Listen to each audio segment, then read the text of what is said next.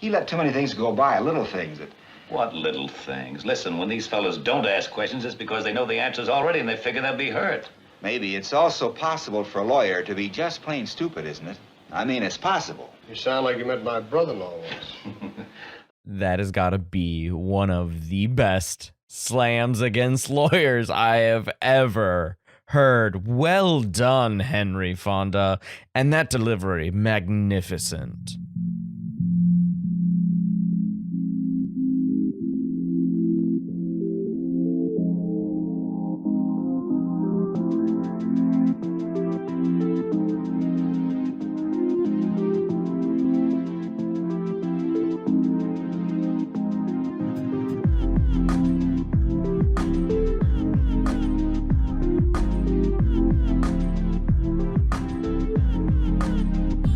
Hey, everybody, and welcome to the Cinema Psych Podcast, the podcast where psychology meets film. I, as always, am your host, Dr. Alex Swan, and in this episode, I am so excited. We're changing up the format just a little bit.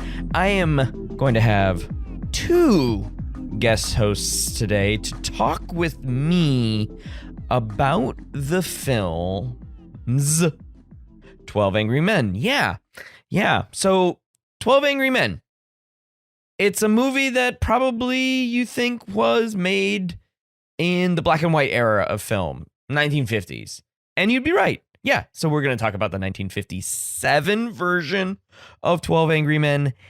And 40 years later, they made another version. And we are also going to be talking about that version, 1997's made-for-TV movie, 12 Angry Men. It's, it was a made-for-TV movie, so it's a movie still, so we'll still count it. And so in this episode, what we're going to do, these two guest hosts that I have, I will introduce in just a minute, we are going to explore how these two films relate to one another. They're essentially the same viewing experience by virtue of plot and plot beats. And so we'll discuss the psychology of those plot beats. And then we'll jump into the differences. What does 40 years do to a film like 12 Angry Men, first in 1957 and then in a much, much different world, 1997. There have been other films made about this American courtroom drama written for the radio and television in 1954 by Reginald Rose. There have been a few other films. Most of them are foreign language films, and again follow a similar plot and story elements as the other ones. But I think for this show and for this audience, just talking about the English version American films works best, in my opinion, here. So that's what we're going to do. Now, a little bit of background on the two versions. The 1957 version, of which we'll talk about extensively, was sort of adapted, the teleplay, and directed by Sidney Lumet. And I would suppose that film has received considerable attention just because for how long it's been out. And then it was one of Henry Fonda's, who plays the main protagonist, juror number 8. It is sort of one of his strongest, in my opinion. I've seen a few Henry Fonda films. In my opinion, it's one of his strongest performances. It was nominated for the big four. The big three categories: Best Director, Best Picture, and Best Writing for Adapted Screenplay. So it is touted as one of the greats in that sort of gold and silver era of film. The late 1950s.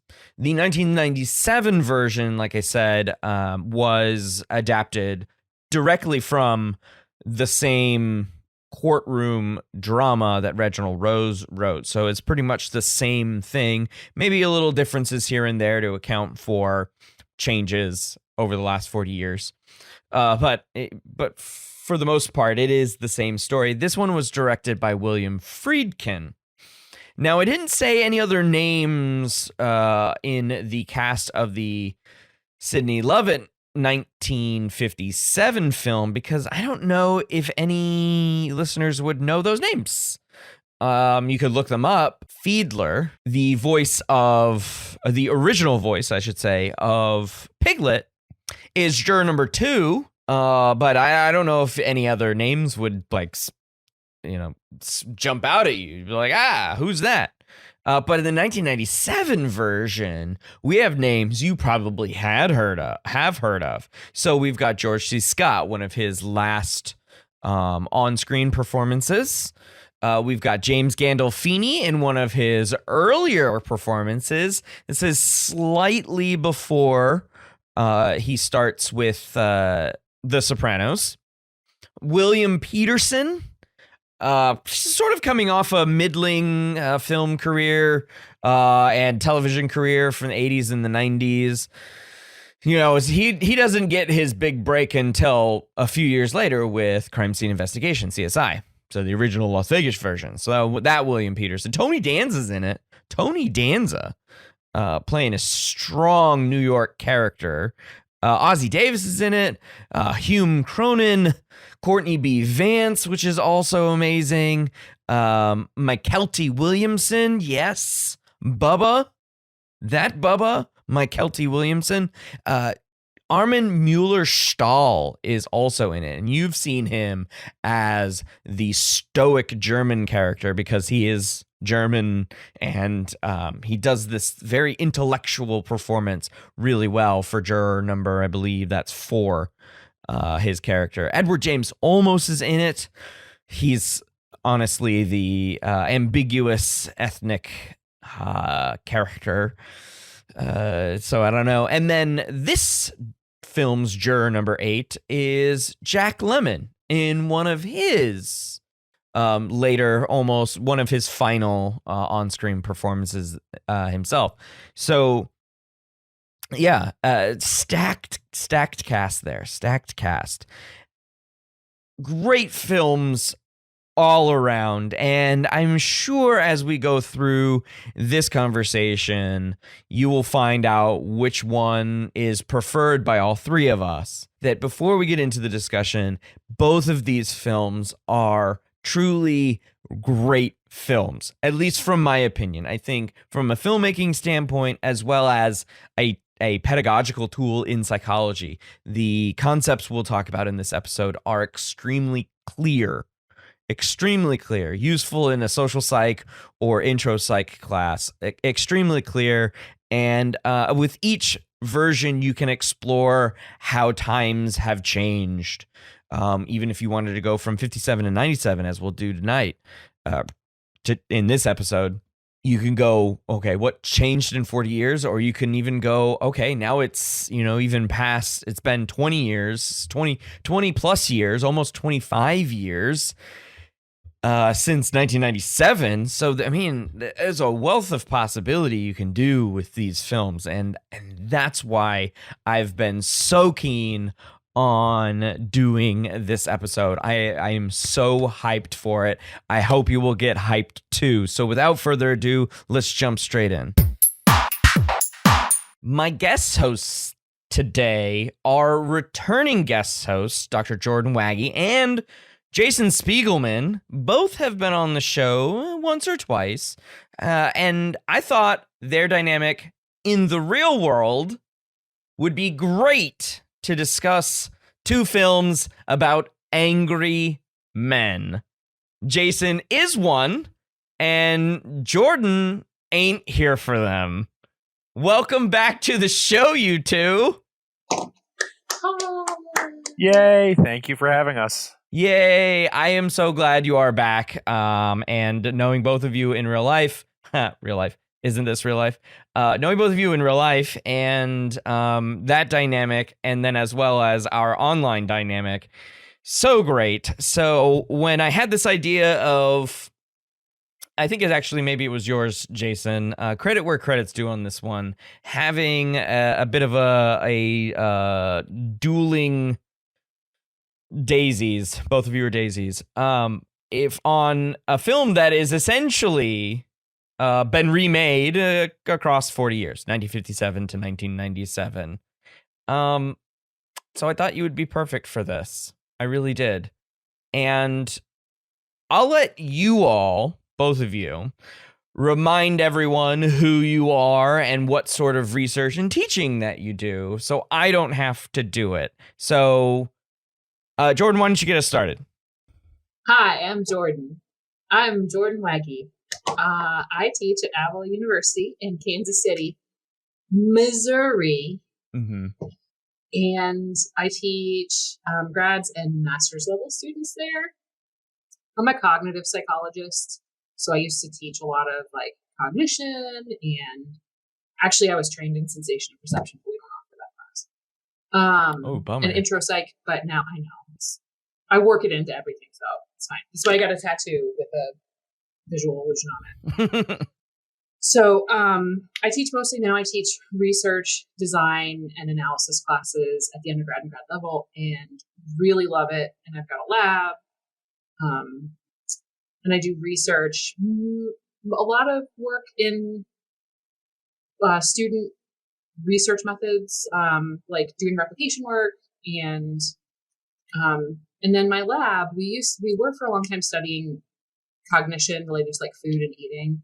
And that sort of transitioned after realizing how problematic that entire literature is. We have transitioned into doing like more like critical weight studies, like trying to like de-bias and debunk myths related to like health and body size and stuff like that from a cognitive perspective. That's excellent. Yeah, it's a lot of fun. And we'll talk more about that undergraduate research collaboration thing at the end. You can plug that stuff, okay? Cool. And Jason? My name is Jason Spiegelman. I teach at the Community College of Baltimore County in Catonsville, Maryland. Not nearly as impressive a resume as my colleague, Dr. Waggy. I teach exclusively undergraduates right now, pretty much limited to introduction to psych and abnormal psych, though lately much more focused on intro. I am more active as a sort of advocate at various conferences than a researcher, and I have the pleasure of being the chair of teaching for the Eastern Psychological Association and serve the Society for the Teaching of Psychology as a liaison to EPA, as well as being on their committee for teacher travel grants for teachers of high school psychology. And in my spare time, I do a little bit of work writing supplements and ancillaries that accompany psychology textbooks. A little bit, and then every now and again, I like to see my wife and kids, but that's pretty much my story. Well, and Jason, you have been on the show a couple of times. We discussed very early in the show's run. We discussed Inception, which was really fun, yeah. And then last year we talked about a river running through it. A river runs through it. Fishing. Yep, something that I haven't done since I was a child. So yeah, it was a great episode. So listener, go check those out. Jordan, we talked about Eternal Sunshine of the Spotless Mind, top 5 movie for me. So I was so mad when he told me to watch that movie. I was like, you could pick anything. I really wanted to do What About Bob? Why didn't you tell me that? You didn't tell me that. Yeah. I was like, I was slacking on telling you things that I liked. Stay tuned, kids. Dr. Waggy's next appearance will be What About Bob? I wasn't really mad. It was fine. She was really mad. No, I wasn't. Trust me. Okay, so let's pivot to our discussion, because I think we are probably going to be at it for a length of a normal episode of this podcast. So we can just jump straight into it. So 12 Angry Men, the two of you. As I said, Jason is an angry man, and Jordan doesn't want to know any. So there are 2 movies. 1957 black and white version, Sidney Lumet, Henry Fonda, and the 1997 made-for-TV movie. with a bunch of people that I think everyone who listens to this will recognize 2 or 3, but the Henry Fonda character played instead by Jack Lemmon.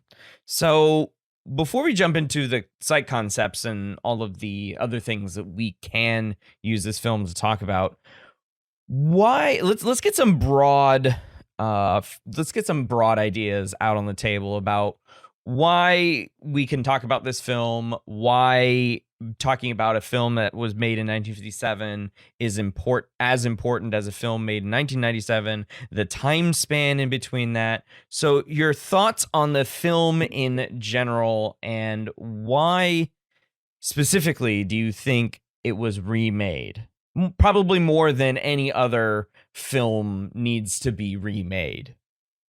It's really, I think what it's depicting in the need for a remake is the fact that we maybe haven't come that far. And if we look at the larger issue of race relations in the United States, there's an argument that really has 2 sides to it. One side is, look how much better things are now than they were then. And then the other side of that argument is, no, nothing's really that much better, and the improvements are really just an illusion. And so a really important film like the 1957 version being seen against the backdrop of, 1 or 2 generations later, with this idea of are things better now? I would imagine that that's probably some of the reason for it, in addition to the changes that they made that I think we're going to get into more throughout our discussion. Yeah, I think Jason kind of nails it. There are, we'll talk about this a little bit later, but I had made like a running list of things that were different because I just happened to have the good fortune of like watching the 1957 version to prepare for this podcast like a day before I watched the 1997 version. And so I had a list of things that were different between the two, and there's nothing really substantial. Like somebody in the newer version says something about somebody having like a big old booty, which is not the language that was used in the original one. And then the judge was a woman, and that's sort of one thing that I'll probably come back to when we talk about like the toxic masculinity aspect and all that stuff. But it sort of, I asked myself that same question because I get kind of annoyed at movie remakes, like, and this one is a little bit less obvious because there's so little updating between the two. But I think the message really is like, this is timeless, right? This is, and these won't even have to be the arguments that we're having about like the justice system. This is how people interact, and this is how people are in a group. And this is a characteristic of people that will always exist. And I don't talk more about that. But. And really what a statement that is, that this is timeless. We don't want this to be timeless. This is not the kind of interaction that we would want to see 40 years later, a director saying, you know what, we don't really need to make much in the way of changes because nothing has changed. When I think Jordan's point about remakes is very good. Sometimes it feels like Hollywood has just run out of ideas, so let's just rehash something. The one that comes to mind for me is Total Recall. The Schwarzenegger one versus the Colin Farrell one, and the Colin Farrell one was absolutely dreadful. They changed the entire thing around, and people said, don't want to watch this. Jordan's giving me a look right now. I would argue that the Colin Farrell version is fine if it's on mute. Yeah, if it's on mute, okay. But it's a different kind of remake in 12 Angry Men because it is, with a few exceptions, again, that we're going to talk about, it's the same movie. And that, I think, really speaks volumes. To speak the language of cognitive psychology, there's a real meta message there that says nothing has changed. Yeah, and to add on to that point, I mentioned at the top of the show that while we're only talking about the English language American versions of this teleplay from the 1950s, other countries have made their foreign language films of it, and they are essentially the same thing too. So there's a German version, there's a Russian version, there's a British version. I mean, that's also in English, but still, they are all kind of English. Yeah, exactly. they're all the same thing. So it's very striking that even just in other countries and other cultures, there is still this deep running thread through it. I think, I think the point I was trying to make about movie remakes is just that at least I can usually pick out, so this director, or, this, like, there are things that they wanted to update. They wanted to have their own vision on it. But I believe that the 1997 version, like, that is the message, that, like, we can do this exact same thing and it still makes sense. And I personally, like, I think that is the message in the movie itself that I think was done a little bit better in the first movie. Like, how they all sort of traipse in, they traipse out at the end. It's very it's a non-moment. They'll just all go, the scene is like, the last scene is just like, people just dissipate into the rain. Mm-hmm. And these are, all just moments that will continue to look like other moments just like it. I wonder, obviously, if we make the change that I'm suggesting, it's no longer 12 Angry Men, but if the constituency of the jury begins to include women in potential remakes in the future, does that change the narrative? Well, I can tell you that 12 Angry Men is very popular among high school productions. And I would imagine college productions, but I've seen videos of several high school versions, and quite often they change it to 12 Angry People. Mm-hmm. And they do exactly what you just suggested. Now, Okay. I'm not going to try to assess the impact comparing a high school performance versus a movie, but I think it would be very interesting to see that remake. And what comes to mind is, as a comparison, George Clooney's Ocean's 11, which was remade into which had several sequels, which were actually quite good, and then they redid it with women. And I got about 10 minutes into the movie, and I said, no, I can't watch this. It's just, it doesn't work. But if you were to take this movie and sort of gender diversify or sexually diversify the jury, then that issue of toxic masculinity that we're going to get to really becomes much more interesting. And does that bleed into the female jurors or not? Or who is cast as women and who is cast as men? Right, and which of the jurors, the more temperamental ones, or the more that would be interesting just from a director's perspective. Is the director going to put the women in the more docile juror positions versus the more aggressive ones? Yeah, I think you'd have to have a mix on that one. But it could ultimately be an implicit bias that a director has, right? Put or not so implicit. Well, implicit to them, but everyone would see right through that. Yeah, exactly.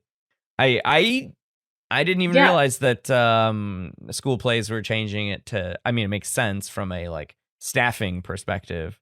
Probably don't have enough men to do it, so change it to 12 Angry People because that's who's in the troupe. I don't know. That's brilliant. I was even thinking, you can name it 12 Angry People. That's exactly what they do. All right, so my next job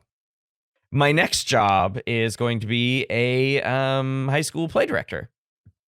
Beautiful. I can come up with titles that are gender inclusive. Look at me. Jordan's face. Go ahead, Jordan. I mean, you've done it once, give me a second title that you can improve. And maybe, but don't leave your job. Don't quit your day job. Thanks. I mean, it takes me hours, minutes to come up with the titles for these podcasts. It's the hardest part. It is. So let's jump into the content of the film. Obviously, talk about it as a cultural phenomenon twice. But let's do what we do on the show and pull out the psych hats and talk about some concepts that are pretty clear in this film, I think. I've used it in the past myself in a social psych class. And I specifically had the class watch it, right after we were done talking about persuasion and other forms of social influence. So persuasion is sometimes considered social influence, sometimes it's not. We can talk about it all together, but we can jump into persuasion first and then hit the other three: compliance, conformity, and obedience after that. So what was your favorite persuasion technique? I think that one thing that I really enjoy thinking about in this film is something that many people have written about, but I actually disagree with it. And one of the arguments that people make is that in either episode, the 57 or the 97, people have argued that juror number 8, who is the lone standout, the lone dissenter at the beginning, that he is attempting some probably non-conscious version of the foot in the door technique. That if he can get one person on his side, right, then he is going to be able to continue his argument. And it appears from sort of a cinematic perspective that, once one juror flips, we sort of all know where this is going very early in the movie. And I would argue that that's actually not correct. And the reason for that is the first juror to flip, again, in both episodes, is juror number 9. And after they take the secret vote and they say, juror number 8 says, you all take a secret vote, I'll abstain. If you all agree, I'll flip and I'll go with you. And then juror number 9 flips and says, no, I'm voting not guilty. In the movie, they have a little bit of back and forth and argue about why he changed his vote. And he says, I'm going to tell you why I changed my vote. And here is where I think foot in the door fails. He doesn't say, I changed my vote because I'm now convinced that the guy's not guilty. He didn't change his vote. I did. Oh, fine. I know it.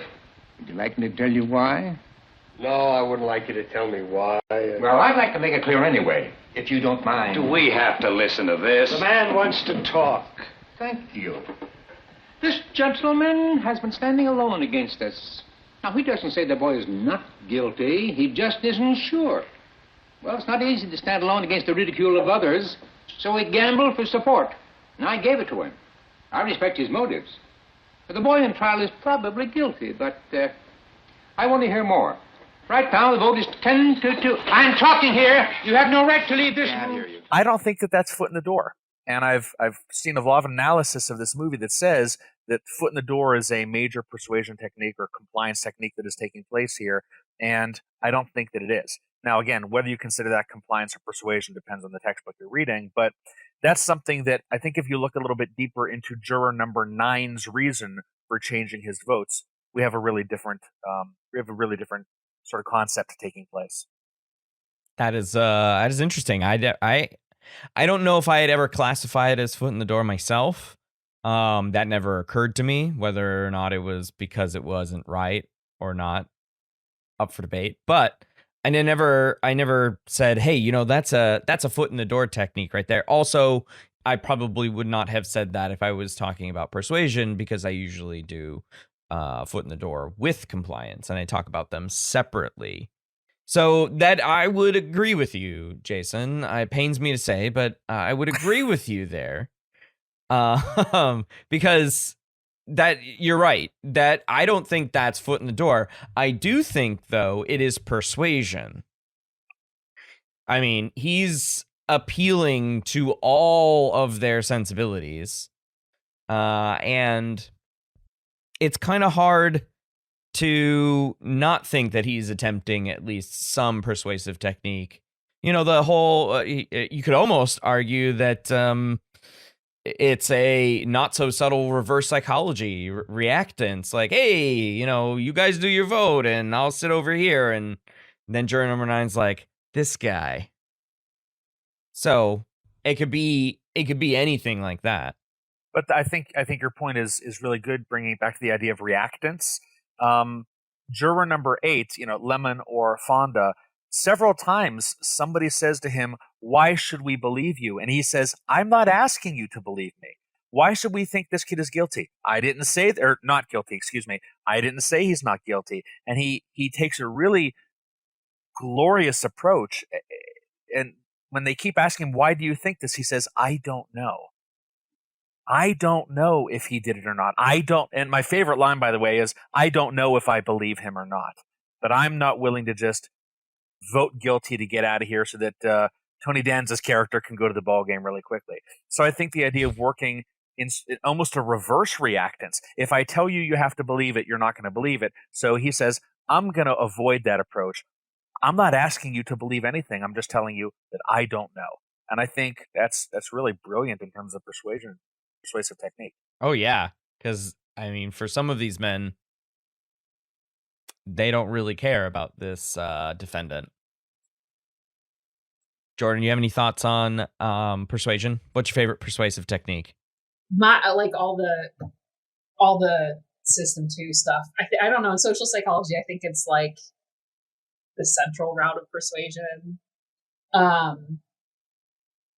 And this is totally like my stats and methods mind, right? But as predictable as this is, I really liked the knife, because we do tend to think about events as being like ridiculously improbable. And when Jack Lemmon, Henry Fonda, I'm just gonna refer to Henry Fonda because I like the 57 movie more. When he pulls that knife out and is like, it's really not that coincidental. That was a good moment. But my absolute favorite was when he tested the speed that the old man would walk. No, not the knife. The speed that the old man would walk down the hall. Because he didn't know, right? He didn't know what the time on the clock would be. Time perception is terrible. This is like the cognitive psychologist in me, right? It's like everybody thinks they have good time perception, but nobody like really wraps their head around. Just like everybody thinks they have good memory, everybody thinks they have good whatever, and we don't. And so he gets the information, like he is being a scientist right there. He is like, let's get the information we need and reconstruct it and like see what just the data says about how fast a fast man dragging his foot would get from the bed to the hallway and to the front door. And I thought that was really brilliant. That was that was like a reminder to me, like what I try to do every day of like, I don't know what the outcome to this will be, but let's test it. What are you doing? I want to set this up, see how long it took him. You want to set it up? Why didn't the kid's lawyer bring it up if it's so important? Maybe he just didn't think of it. What do you mean he didn't think of it? What do you think, that guy's an idiot or something? It's an obvious thing, Did man. you think of it? Look, smart guy. It don't matter whether I thought of it or not. All right, let's calm it He down. didn't bring it up because he thought it was going to hurt his case. Now, what Wait you a think about minute. that? Maybe he didn't bring it up because it would seem as if he was badgering and pestering a helpless old man, which does not sit well with a jury. Lawyers try to avoid that sort of thing if they can. What kind of bum is he then? That's exactly what I've been asking. Now, let's say this is the old man's bed. First, I'm going to pace off 12 feet. That's the length of the bedroom. You're crazy. You can't recreate a thing like that. Give it a shot. Okay, you want to do me a favor? Could you hand me that chair? Put it right here. This is the bedroom door. That hallway was what? It was 43 feet. Well, I'll pace over to that wall and then back around this way again. This is absolutely insane. What's the idea of him wasting everybody's time with this? Well, look, it's only going to take 15 seconds, according to you. That's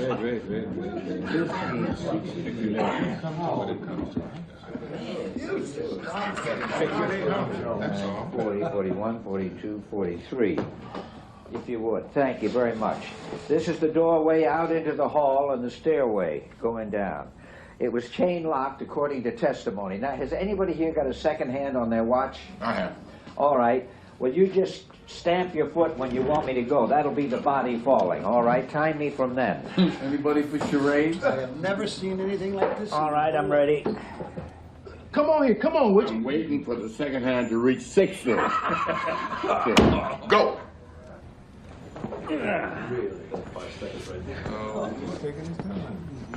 Oh, come on, step it up. He walked twice as fast as that. It's too slow. Fast he walked. He didn't walk any. He's an old man. Get this kid stuff off. Old man walk. No, that's too slow. That's the way he You want me to walk faster? All right. I'll walk faster. That's the speed he walks. I'll eat the 5, he don't make it.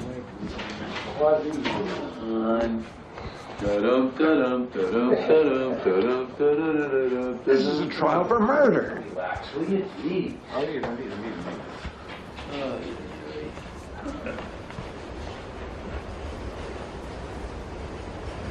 Time. Exactly 42 seconds. 42 seconds? 42 seconds. That's my favorite scene too. Because the exact reason, and as you were saying that, Jason was doing his, we were both like, yeah, because it really is the scientist scene. And I like to build up too, as you were saying with the knife, because it was almost like science is probabilistic, life is probabilistic, things can be rare, but then most things are probably not rare. And then he goes and does an experiment in the damn jury room. It's brilliant. Yeah, it was brilliant. And like when that scene happened, I paused it. I did this in the 57 version, not 97. I paused it and I timed it too to see if it was 42 seconds or however long. I think it was like 41 seconds. I'm not sure, but to see if it was like the same amount of time. Was it 42 seconds?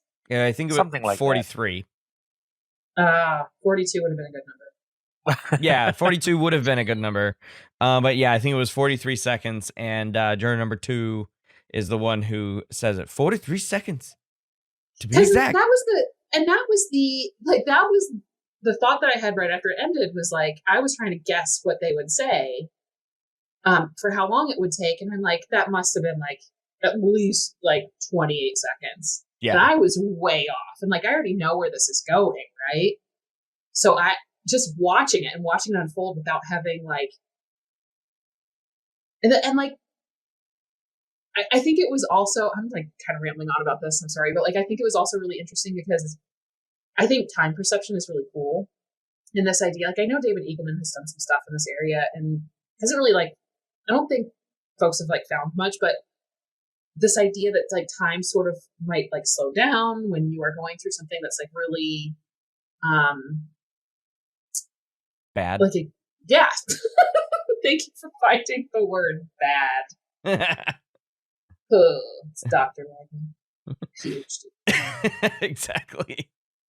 Another scene that I thought was absolutely fantastic, and I was sort of expecting, Jordan, that you were going to go to the knife scene, when I'll use the 97 version, when Jack Lemmon is antagonizing juror number 3, and he gets him to the point where he pisses him off so much that juror number 3 starts screaming, "Let me at him. Who do you think you are? I'll kill him. I say I'll kill him." And then he just looks at him with this beautiful, sweet smile, and he says, "Now, you don't really mean you're going to kill me, do you?" And the look on juror number 3's face of just, oh my goodness, I have just been had, it's beautiful. I didn't like that. I loved it. Why didn't you like it? I didn't like it because it felt really out of character for that juror. Like, that juror, it felt petty. Which juror, number 8 or number 3? Number 8. Henry Fonda. Okay. I don't know their numbers. Juror 8. Juror 8. Sorry, I'll keep calling juror 8. It felt like it was petty, like it wasn't, and that, again, we were talking about toxic masculinity, but like, there were a couple flashes where juror 8 he like rose into that like toxic masculinity, like sort of. And that I know the point he was trying to make, but like, I don't like the idea of making a point at somebody else's expense, right? If possible. I don't know. It felt like it was really in contrast to like that character's whole thing. I saw it a very different way. The way that I see it is he recognizes that juror number 3 is a very boisterous, mouthy, gotta beat my son into being a man kind of guy, right? And even says, I saw my kid run away from a fight one time, and I said, I'm going to make a man out of you, or I'm going to bust you in half trying. And I think he recognizes that this guy is not going to be talked out of his position. He has to be led out of his position. So I didn't see it as rising into the toxic masculinity. I saw it as almost verbal Tai Chi, so to speak. He says, I'm going to demonstrate to you that you can say I'm going to kill you and not mean it, because juror number 3 specifically said, I don't think anybody would say that who didn't mean it. And then he baits him, I agree, into doing exactly that. So I had a different take on that particular scene. I love that scene myself. That makes sense. I guess really quick, Alex. I'm so sorry. I'm like, this is your podcast, so I'm not letting you talk. But maybe what's landing wrong about it is not the fact that it happened, but like you saying that you liked that scene, like you got pleasure out of that guy getting owned. And I don't know, that just lands wrong on me. That's like, I want to have empathy for all of these people. You know what I mean? Mm-hmm. But I get it. The fair points, both. I think I read it slightly differently than both of you, maybe in the middle. That's shocking. I read it as a persuasive technique because he's essentially mirroring many of the people that he's talking to. And I think here's a performance difference between the two versions. I think Jack Lemmon puts a little bit too much smug on, mainly because we know Jack Lemmon as being a funny guy. And so when he gets a rise out of somebody, we see him as playing a joke.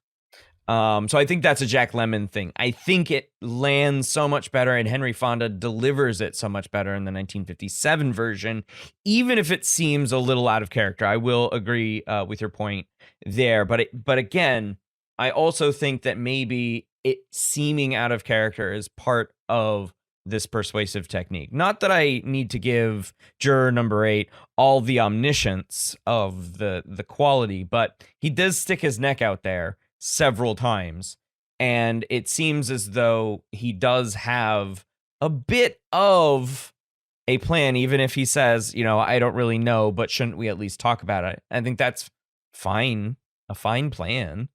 We should just keep talking about it.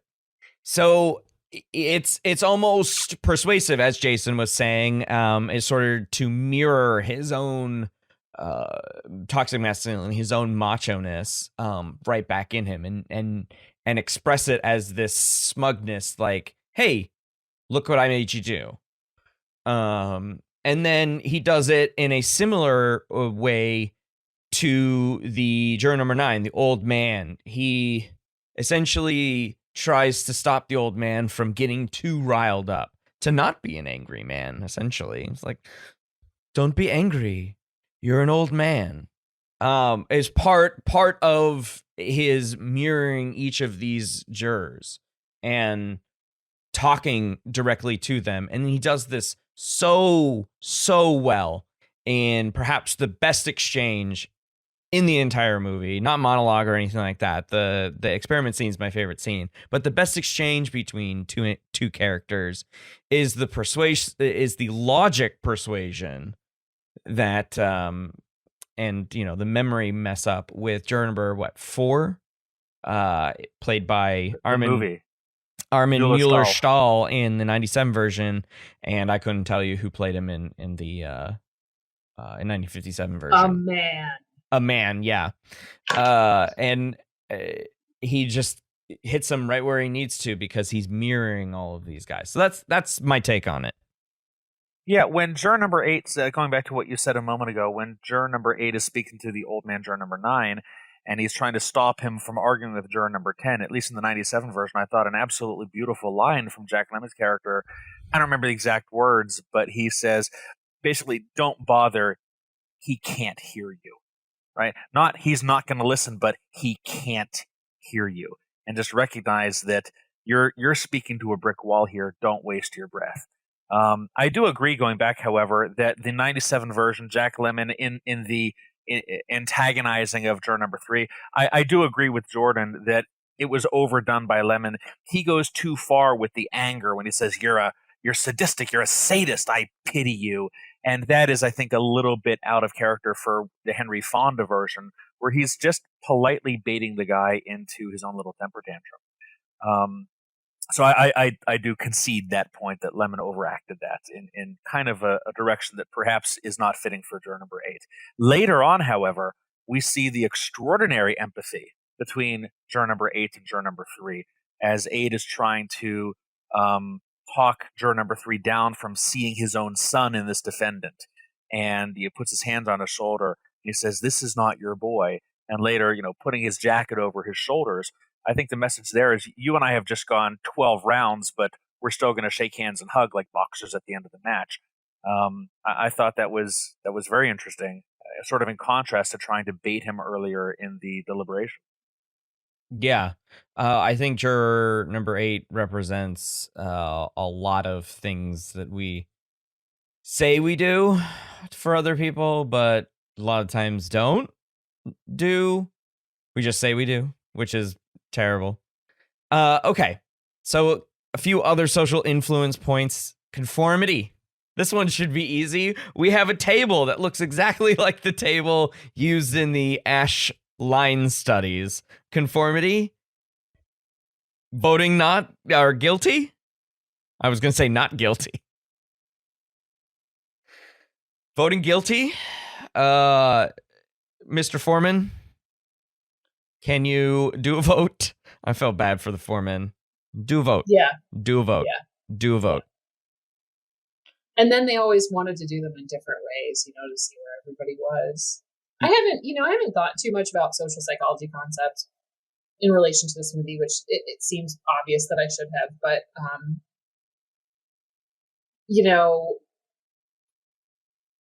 the juror number 7 is what sticks out to me in terms of conformity of I pulled up a chart on my computer of the different jurors so I could call them by the right numbers. Nice. But juror number 7 is the one with the baseball tickets in the 1997 version played by Tony Danza, which is what I watched the entire time the 1997 version was on.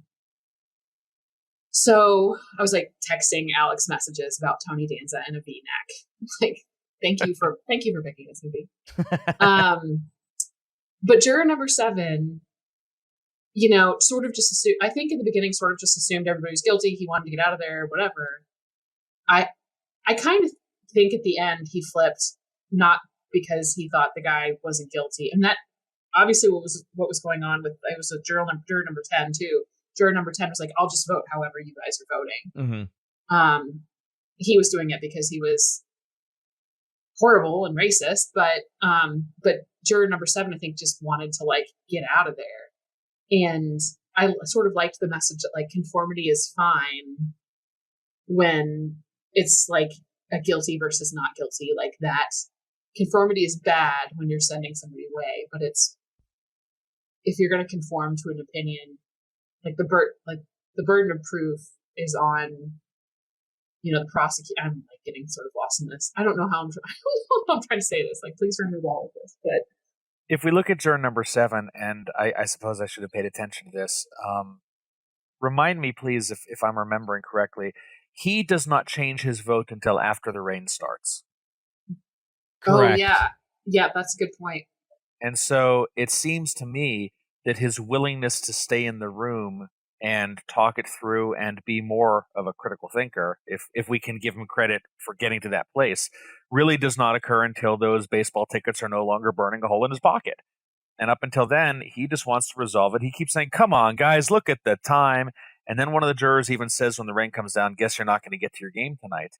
I think that's the moment at which juror number 7 says, well, I have nothing else to do. I might as well start giving this my attention. Well, I don't know about the timing on this one either. I think it kind of goes together in my mind. But even after the rain starts, he's like, what are we doing this for anyways? I don't want to do this anymore. And okay, it's not Rocky, Alex. Okay, whatever. I thought that was really good, Alex. Thank you. Stop it. He gets all pouty because those tickets are no longer burning a hole in his pocket.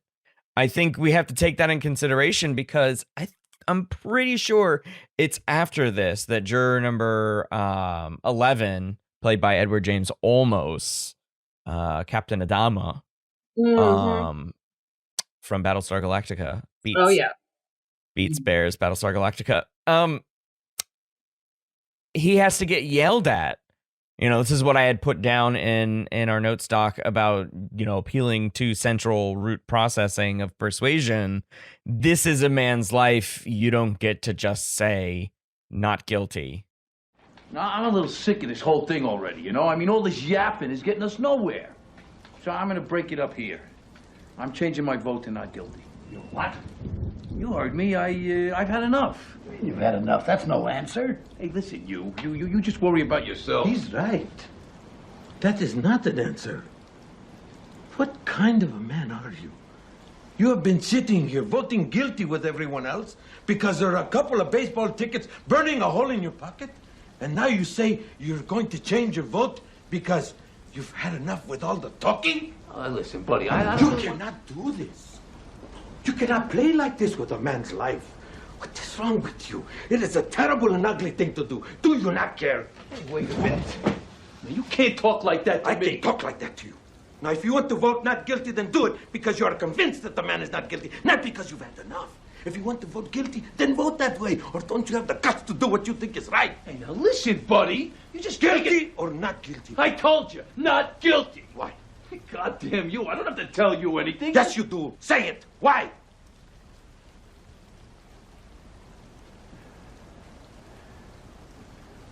I don't think he's guilty. Yeah. So I think that is where he got yelled at. He got put in his place.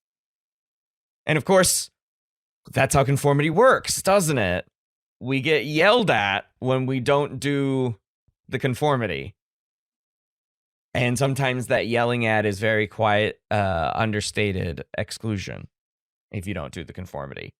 Well, from sort of I guess a crossover of cognitive and social psych, if you look at juror number 7, what I see, and I think Tony Danza did act it beautifully, I think we see belief, the concept of belief perseverance happening here. And early on, I think he's committed to the idea that he believes that the defendant is guilty. And I think, actually, much earlier than he flips his vote, we should believe that the character has changed his mind. Tony Danza's character, juror number 7. But at that point, belief perseverance is taking place, and he doesn't want to give it up. He's been so dug in. And at one point, I think he even says something like, you could talk for a year and I wouldn't change my mind. But now he's changed his mind, and he doesn't want to admit it. He doesn't want to admit it to the others. He doesn't want to admit to himself that he was wrong. And when he says, I'm going to vote guilty, well, because I think he's not guilty, and then he gets yelled at, that's what bucks him out of that sort of, I can't admit that I've changed my mind. And, we see this all the time in society around us where people dig in on one thing. They're presented with evidence that they're wrong. They know they're wrong, but they're going to maintain that party line answer anyway, right up until the moment when someone says, you really sound like an idiot for continuing to say it right now. So I would suspect that we're meant to believe that he's really changed his mind much earlier than he's willing to admit. Okay. We don't know what's in the minds of these characters, but that I'm fairly persuasive, Jason. Fairly persuasive. The other one that I wanted to mention here, because we kind of did foot in the door with compliance with foot in the door, was obedience, and then we can come back to the belief perseverance thing. Obedience. Many times the jurors are told to shut up. Shut up. And that's really the biggest form of obedience. I mean, I guess the judge says, go do this thing. You can't leave until you're done. That's my favorite. They lock the door. They lock the door. Right. Oh, man. I mean, I know that's real. It's a real thing, but that's rough. It's icky. Yeah, and it's also icky in the room. And of course, research does tell us that when you get hot, you get angry. And so, of course, these men were angry. Does research tell us that? Research does tell us that. Does it? Have either of you actually served on a jury? No. Oh, God, no. Okay, I have. Years ago, I actually got placed on a jury, did the best I could to get out of it, I readily admit. But I'll tell you, they didn't lock the door. You did have a button to push if you wanted the attention of the officer who was there for you, but bailiff. Well, in our particular case, it wasn't bailiff. But in any case, the idea of locking the door, I don't know if that's regularly practiced or if that was just sort of a cinematic ploy to increase the tension in the room. Well, yeah, the air conditioner doesn't work. Well, it does if you turn on the damn switch. That's true. I like yes. The choice of that one was very awkward. This is one of the things that would have been different if it were 12 Angry People. Yeah, right. Howdy. Thanks for listening to this episode. We hope you're enjoying the conversation. Over the past 2 years, the podcast has grown, and that's mostly in part to folks like you, the listeners. We've also had wonderful luck receiving support from the Society for the Teaching of Psychology, APA Division II Small Partnerships Grant. It's been a fun ride, and we want to keep it going. So we need your help. There are several ways that you can support this show. You can share episodes with your social media networks so we can grab new listeners. You can join our fledgling Patreon program. You can contribute directly using PayPal, or you can purchase some sweet merchandise with our logo at our Spreadshirt merch store. All of those things can be found on the website cinemapsychpod.swanpsych.com. But perhaps the best thing that you can do is to keep listening and leave us feedback on Facebook or Twitter so we know you've listened. Thanks. And now back to the show. So, Jason, you'd mentioned belief perseverance, and a Right. sister to belief perseverance, at least the bias that fuels belief perseverance, is confirmation bias. And there's a lot of it in this movie. Jordan, as the cognitive psychologist, you get first crack at this one. Yes. Do we need to define confirmation bias? Sure, go for it. So it's what happens when you, and there are two parts to it, both equally important, but when you pay attention to information or seek information that confirms your beliefs, and you ignore information that disconfirms your beliefs. And it is absolutely all over the place in this movie. I mean, even think back to like when the guy is saying like he wouldn't have said I'll kill you unless he it's not occurring to him all of the times people say I'll kill you. Like it's just not registering with him. That's not information that he's attending to. And it was really neat to watch scenarios where this plays out just like all over the place. Yeah, it's a really good confirmation bias film if you just want to watch 2 hours of confirmation bias flying across the screen. Jason? Another great example of sort of breaking through that confirmation bias is when we have the interplay between Juror 8 and Juror 10. And Juror 10, who I think we should spend some time talking about the extraordinary racism of Mykelti Williamson's character in the new one. But we'll come back to that. When Juror number 8 says to Juror number 10, let me ask you a question. After Juror number 10 has gone on this extraordinary racist rant about those people and I wouldn't trust them and they ain't worth a plum nickel. And then he says, you don't believe him, the boy, the defendant. Why do you believe her, the witness, who was also Latinx? Isn't she one of them too? And that's extraordinary in terms of if you want to talk about confirmation bias, juror number 10 can't see it. He's completely ignoring what is right in front of him because it does not fit into his heuristic of Latinx individuals. Yeah. And obviously that these racist, ignorant, as well as several ageist comments made by the younger fellows to the older gentlemen's in the group. This is a really rough, specific form of confirmation bias, right? Because we add prejudice into the mix here, which is negative in most cases, negative prejudice towards groups of people. And so, we have prejudicial confirmation bias. And so all you have to do is look at the color or nature of that person, and that tells you everything you need to know. So you already have the knowledge, you already have the stereotype. You don't actually need to go seeking out information to confirm your beliefs. It's already there for you. That's why prejudicial bias, confirmation bias, is so difficult to deal with. And there's other examples as well. I mean, how many times in the movie did juror number 3 said, that's it, that's all you need to know, you can throw this other stuff away, and then when that point gets blasted out of the water, he all of a sudden dismisses that, and then he moves on to another point, and when he's challenged on that, and another juror says, but didn't you just say the other point was really important? And he completely dismisses it. There's no response whatsoever. So it just happens over and over and over again in the movie. And to me, that was belief perseverance, because the reasoning kept moving but his belief stayed the same. So even when his reasoning wasn't there, he did not want to give that up. So he would find another reason. And when he couldn't find another reason, he just completely lost it. Yeah, and that's when he was inserting his son into that role. And he wanted to, break his son out of that role. So an interesting form of confirmation bias that I think acts against Mykelti Williams, juror number 10, as 57 version, again, a name that you probably don't know. Although Ed Begley. What?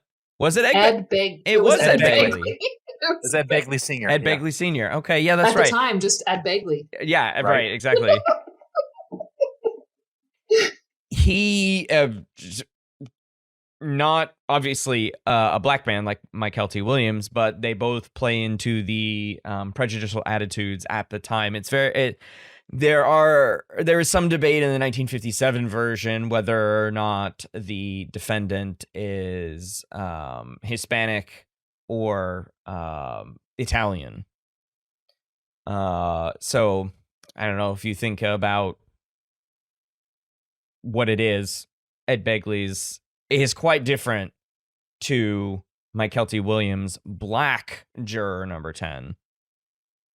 But going back to what I think is a really good example of confirmation bias in sort of the goal that I have for my Greek course on on cognitive biases is to now that you know what it is, how can you work to reduce it if it's this, if it's a negative one? And of course, confirmation bias is a negative one.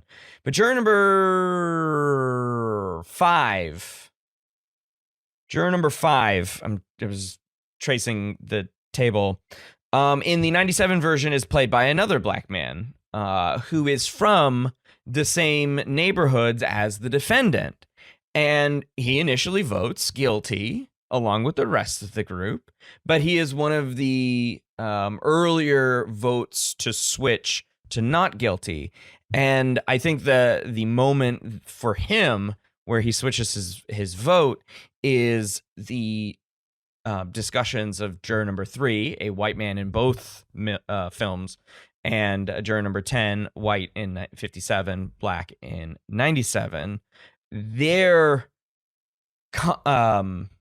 comments about those people in that neighborhood is his turning point, because he's like, well, wait a minute, they could be talking about me, and how would I feel in that situation? And that sort of reflection is really one of the only ways you can prevent confirmation bias, and specifically prejudicial confirmation bias, from just grabbing you and not letting go. Is that moment of reflection, like, wait a minute, I shouldn't buy into that because that could be me. Yeah, do you still smell the garbage on me is a really powerful line. You see me the way you see him, the defendant, and then he's holding up a mirror in front of him to say, I don't want to do things that way. I don't want to think in those terms. It's also just sort of wonderful for me when I watch the 1957 version. Juror number 5 is played by Jack Klugman. And then just thinking about him in such a different role in The Odd Couple is it's difficult to see him playing this role versus that role that he iconicized so much later. I was just preface this by saying, as a white woman, which is just how I should start every conversation, but I didn't like the way they updated. I didn't like the updated race. I feel like the point of that was to drive home that everybody can be racist, but I feel like that might absolve white people from the incredible amounts of racism. Jordan, I'm not clear as to sort of what your point is, or what point you're making with regard to having a black man demonstrate the racism of juror number 10 in the updated version versus how white people perceive or express their own racism. Could you clarify that for me? Because I'm not sure where we're going with that. Yeah, and I think the reason it sort of stuck out to me was that like sometimes when, folks are being fragile or defensive about racism, like white fragility people are, defensive about the fact that they have engaged in racist behaviors and participate in racist systems. There can be like a type of deflection that people do that involves look, there's racism within these underrepresented groups as well. And there's so much, and there's so much from the white community that it's like, I think it was like a missed opportunity, or it reads to me as a deflection, I guess, just because I think I'm in these spaces so much where, white people are unpacking their own racism, our own racism. I am one, that it landed wrong, which I'm going to just keep saying landed wrong because it's a great phrase. Okay, so I think I see where you're going. So a concern would be that for a white person watching this demonstration of one person of color demonstrating this sort of prejudicial racism toward another person of color, then is a concern that white people would say, well, then see, they do it too, so why are you always coming after me? What's the problem if I do it? Because it's happening in between those two groups as well. Is that where we're going? Yeah, I guess, or because the racism was so explicit, like somebody could watch that and think like, I believe he was a member of the Nation of Islam, and so people could say like, oh my god, like that's so racist group, like they're very racist, and it feels like it might allow people to deflect some of their own racism that might be like even more implicit, because they're like, oh my god, like, I would never do anything like that. Like I'm such a good white non-racist person. So yeah, does that make sense? Yeah, it does. That's interesting. I hadn't thought about juror number 10 in those terms. Yeah, and honestly, Jordan, you have changed my opinion on this in just the time that we've been talking about it. And I before that, I thought it was a great change because Mykelti Williams is a good actor, but also I viewed it as just a way to show that other communities were also giving the brunt of their ire toward Latinx members, both Latinx, just Latin Americans in general, but also Latino and Latina Americans. So I thought that was good, but now that you've explained it like you did, I'm like, yeah, well, you know what? She's right. It's just how it landed with me. Yeah. I don't know. And but it's a very persuasive argument, because I think even though it does exist, having a white director use it in this way to make a conscious choice to change the race, didn't have to change the race in any of them. It could have been 12 white jurors again in 1990s New York.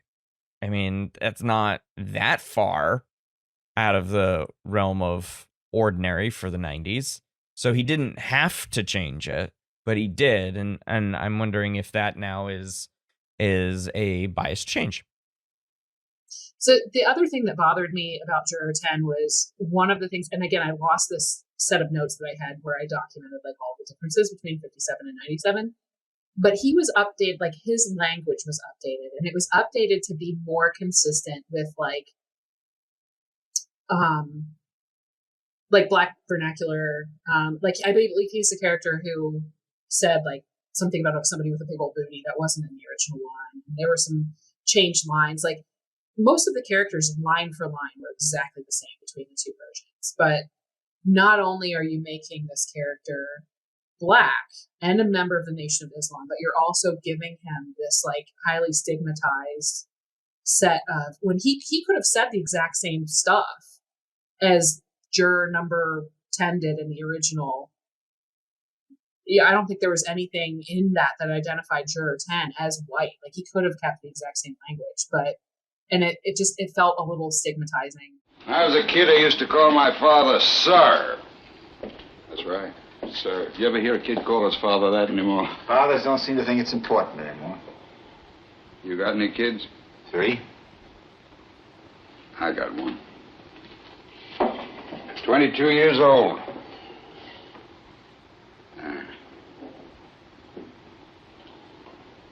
When he was 9 years old, he ran away from a fight. I saw it. I was so embarrassed I almost threw up.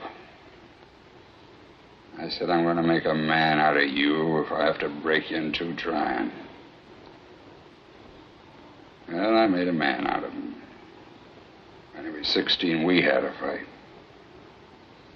Hit me in the jaw. He was a big kid. I haven't seen him for 2 years. Kids. Work your heart out. So, Jordan, to close us out on one of the maybe larger subjects that I didn't really think about when I first watched this movie, maybe somewhat, but not in the same depth that you did. And I thank you for that, because it does add another teaching component to these films, whether you show one, the other, or both, and ask for comparisons. I think you can talk about toxic masculinity in both cases and really couch them in even the timelessness of toxic masculinity as we define it today, but also the variations on the theme in 1957 versus 1997. So why don't you get us started in this discussion? Yes, I'm not like a toxic masculinity expert, except in the sense that like I've lived as a woman my entire life, and so they give me perspective on identifying it. And I believe like toxic masculinity is something that can be very like that can be demonstrated by women, right? Like when we talk about like hypermasculine traits or masculine traits that are toxic, and there are some more traditionally masculine traits that aren't, like being very proud of your work, or being very like proud of how you do at sports, or the like quest for dominance over others is something that women can absolutely portray. And if you don't believe me, come and play cards with me. Are you very competitive at cards? Yeah, like all of them. Like even war. I'm like, my random card was higher than yours. Eat it. And it's. So does that also mean sore loser? Sore loser. Terrible winner. Sort of defensive.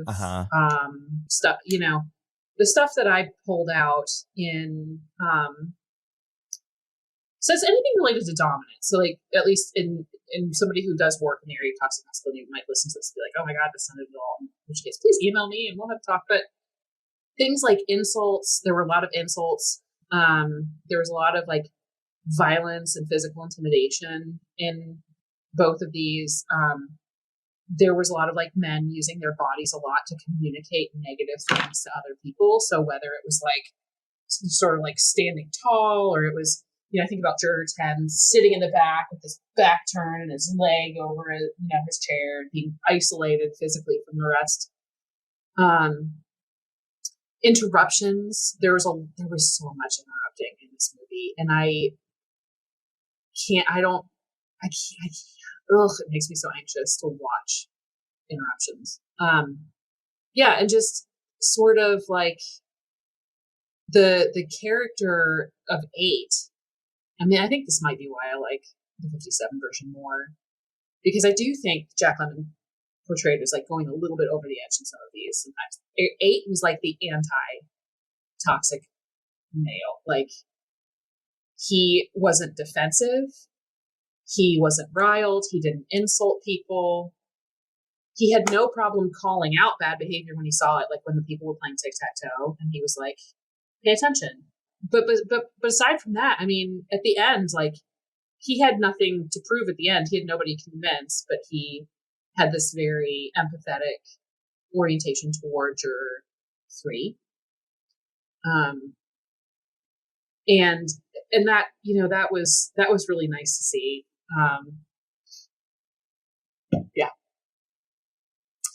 So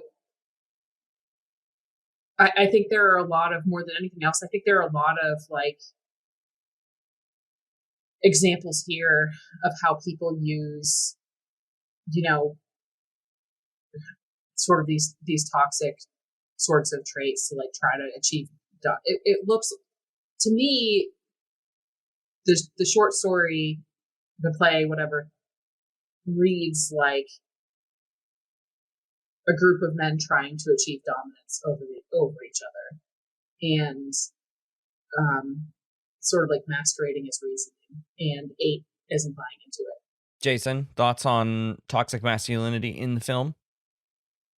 I think Jordan's points are perfectly accurate, and one additional sort of example, maybe a little bit more subtle in the area of toxic masculinity, the constant invalidation of the other jurors.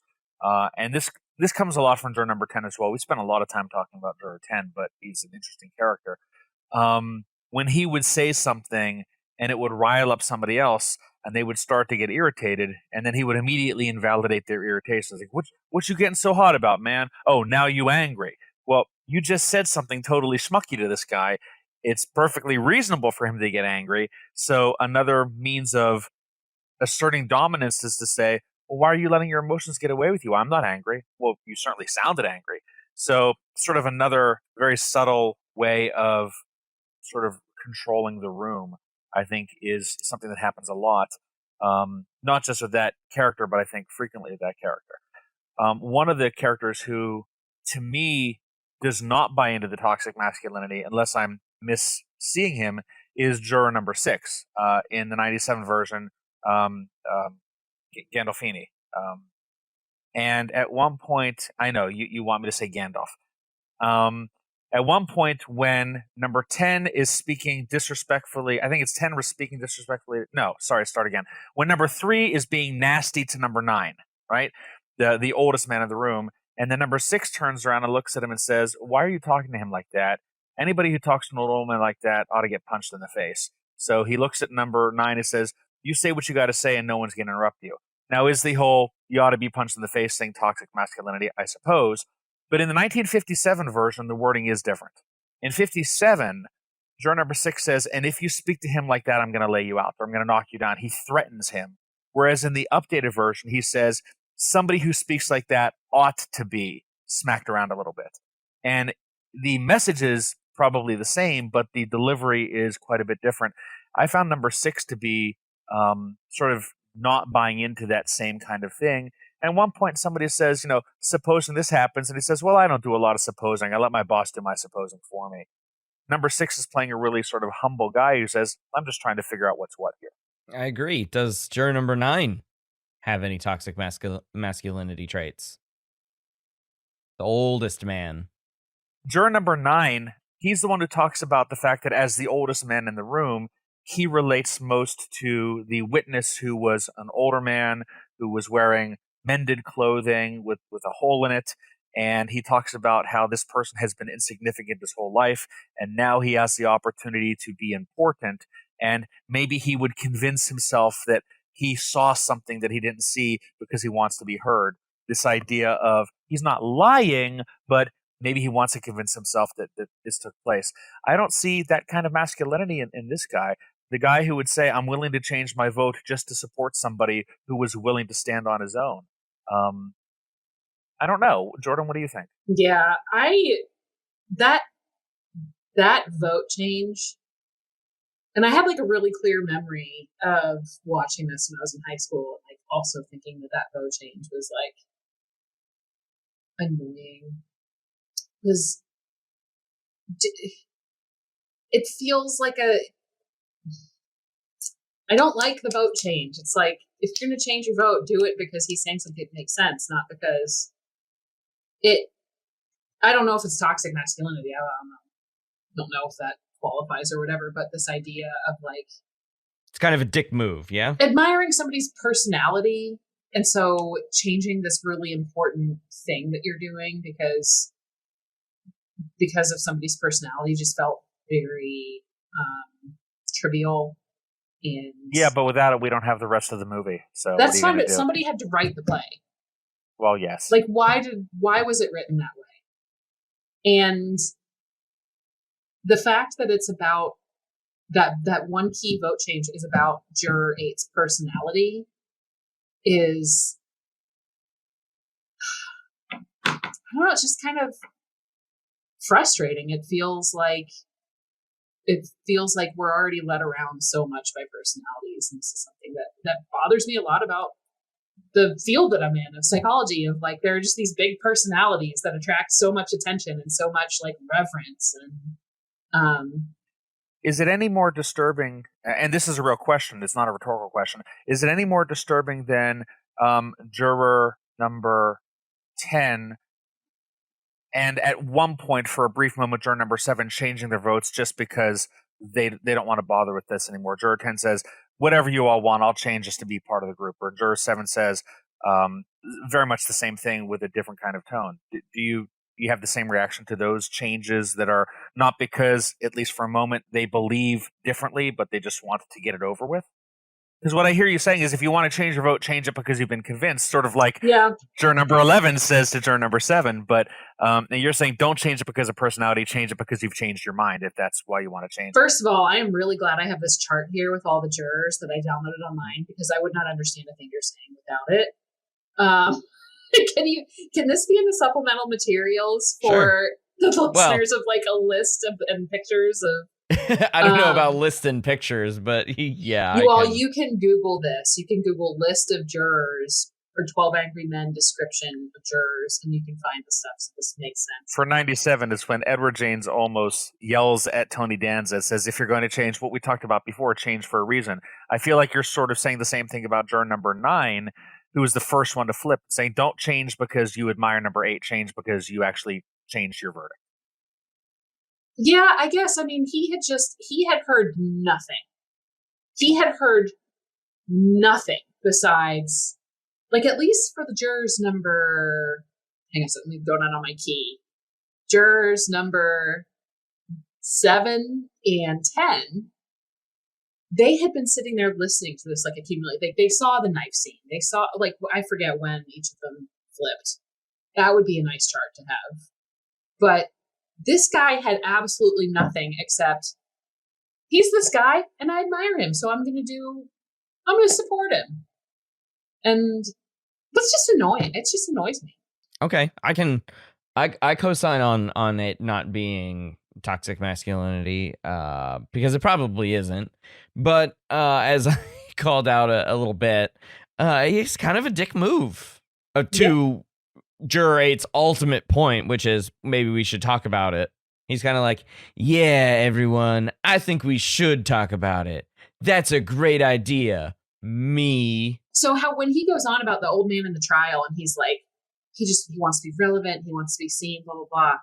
Maybe what juror number 9 was doing was like, now that he sees somebody else is making the not guilty argument, he's like, this can keep me in this room where people can like pay attention to me and I can have contact with people.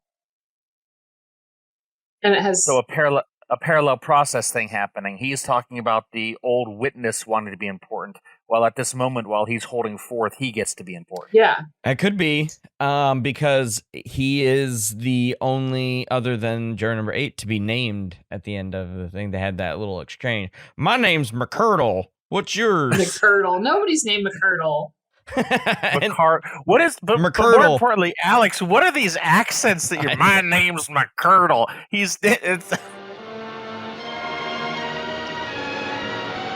What's your name? Davis. My name's McCardle. Well, so long.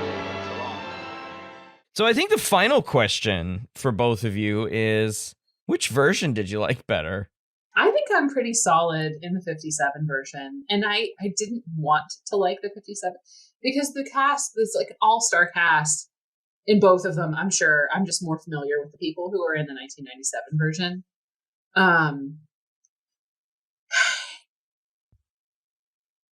It just, I think for me comes across as a little bit more authentic. And maybe it's because like if there's no control group here, like maybe if I had watched the 97 version first in my most recent viewing of this, I would have picked the 97 version. But this could be confirmation bias. I think it all comes down to like the subtle way that Henry Fonda played Juror 8 compared to Juror Jack Lemmon. Like Juror Jack. Like, I don't know. There were things that I liked about the updated version.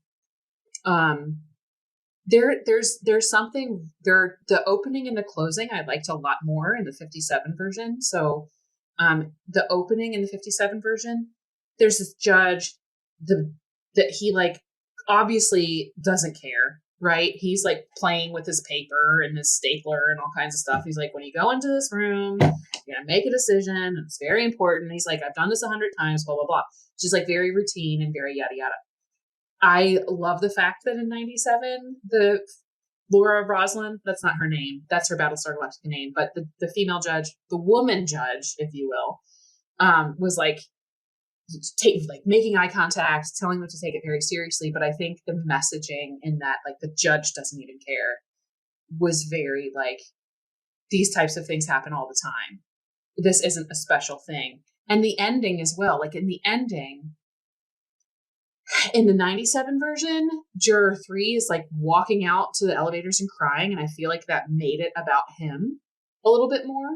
Whereas with the, and there's like this sense of like release from that. Whereas with the 57 version, there's just this dissipation that's like what now? There's no fanfare, nothing. So those are my reasons. And I also feel very intellectual, preferring a black and white movie over a color version. Yeah, because they don't age the same way as color films do. Oh, they don't? No, they don't. You're right. Right, because we stopped making them. That's true. And so now they just seem old and very intellectual for choosing a black and white film. So I applaud you on that one. Jason? I am waffling in my decision making, but I think that I'm still going to come down on the side of the 97, though perhaps less passionately than before we sort of bandied it back and forth. Some of the points about perhaps the overacting, I think, in hindsight are very valid, and I'm going to keep those in mind the next time I am watching it. I still, I think, come down on the side of the... both movies are excellent in their time period. The 1950s version just does not speak to me in modern movie attendance. And so the multiracial, multi-ethnic, more diverse jury demonstrating the same problems, I think, is going to drive home messages to people who view it now much more effectively than the intellectual black and white, all white version of the 1957 film. So I think I'm still going to come down solidly in the 97 camp, but with less passion than before we had our conversation tonight. All right, so that just leaves me as the tiebreaker here. I'm Henry Fonda in this situation. Trying to get you to switch your vote. I see. And I'm juror 12. I don't care. You're the ad man. I'm the original judge. Whatever, right? Wow, you make this so hard, Jason. Right? So I will say that the one that I like more across all sorts of metrics in my own mind, which includes filmmaking, is the 1997 version. Yeah. In all honesty, if you were one of the jurors, which juror would you have been? Ooh. Based on my personality, I'll go first, but just a clarification, just on how what my self-identity is now, map onto a juror. Is that what you're saying, Jordan? Yeah. Okay. Do you need a minute to think about it? No.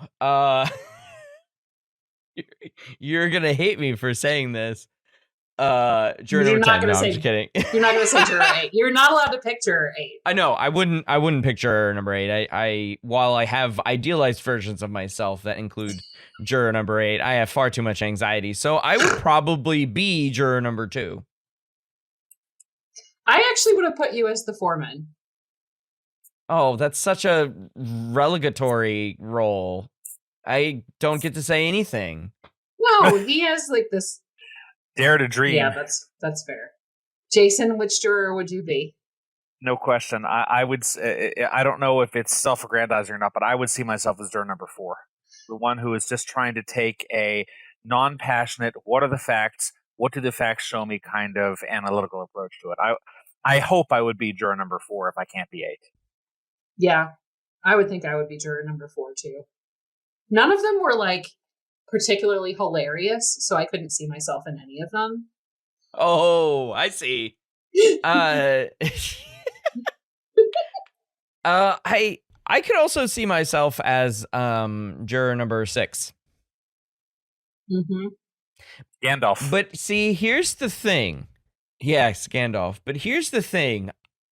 And probably why I would never be selected for a jury in a murder trial is I am always going to state very fiercely that I'm not going to go with guilty at the outset, regardless. And so I think you're juror number 8. You are, but that's juror number 8. He said, "I don't know if he's not guilty, but I'm not going to vote guilty yet." Right. But I don't know if I would then continue to be juror number 8. And that's why I didn't choose. I also was not allowed to per Jordan's rules. Yeah. But toxic femininity trying to make the rules. Yeah, exactly. So I don't think I would. I don't think and I'll never be on a murder trial because the prosecution would be like, nah, we don't want that guy. He's not impartial. But honestly, that's the definition of impartiality. So I don't know. I think I might change my answer because I think in thinking my way around the whole table, this is horrifying, but I actually think I'm juror 12. Because he's like never on task. Yeah, feckless. Feckless. There we go. He just wants to sort of like talk about, he wants to play tic-tac-toe. Was he particularly hilarious? No. But he was very good looking, which I share. He tried to be funny several times. It just... Let's run it up the flagpole and see who salutes. No, I actually laughed out loud at that. So, I think we know my answer. Yeah. Okay. So, the feckless conformist... Okay. We should write a personality test that's like, which juror are you? Couldn't be worse than the Myers-Briggs. It wouldn't be worse than the Myers-Briggs. Right. Oh, right. But there would be slightly less racist people writing it. Yeah, we could say that.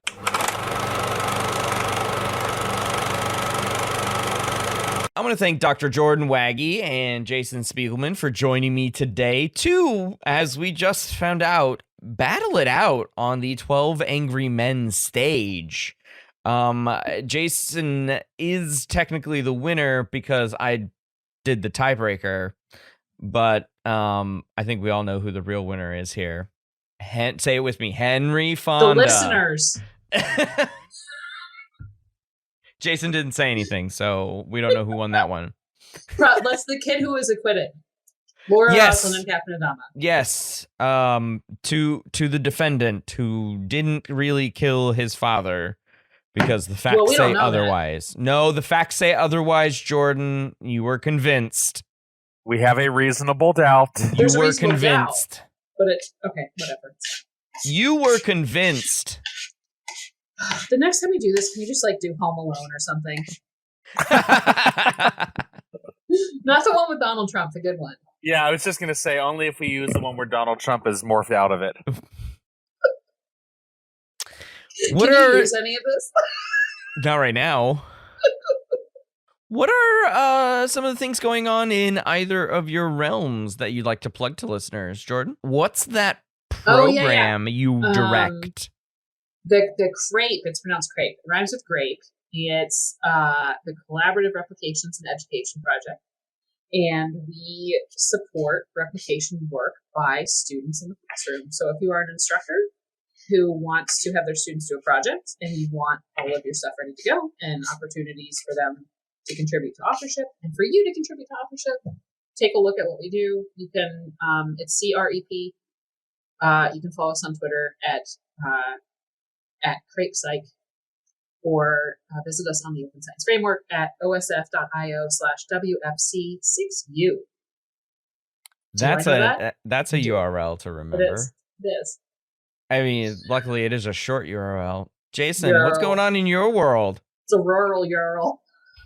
Well, as we are trying to, all of us, make our way out of the pandemic, I'm hard at work planning the teaching portion of the Eastern Psychological Association conference, which will be held in March in New York City. And I'm going to tell you, we have a wonderful hotel that is smack dab in the middle of Times Square.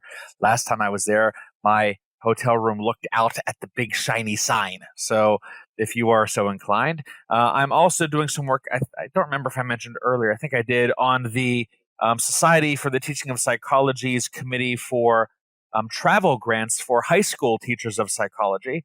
And we are there's been some conversation about perhaps reworking that grant so that it doesn't just cover travel, but making it a little bit more useful for secondary teachers of psychology. So if anybody has interest in that, or giving us some ideas for how reworking that grant might be a little bit more applicable toward your lives, certainly like to hear about it. And that's what's happening in my realm right now, other than hoping that these virtualizing of conferences goes away soon. Yeah, considering that the goal was to see each other in person next month at the annual Conference of Teaching, which is now virtual. I haven't seen either of you it's been longer since, it's the majority of the time I've known you. I can't, it's not a sense. Never mind. I get what you're saying, yeah. Since the last in-person AP reading? Yeah, it's been 2019. It's been very long. Who knows what's going to happen next year. But hey, here's to 2022 ACT Pittsburgh. I hope you're both going to come. Is it going to be in Pittsburgh? Well, that's what I'm told. All right. Good to know. All righty. Thank you both for coming along on this journey with me, talking about 12 Angry Men. Thank you for having me. Thank you. That's going to do it for this episode. Until the next one, thanks for listening.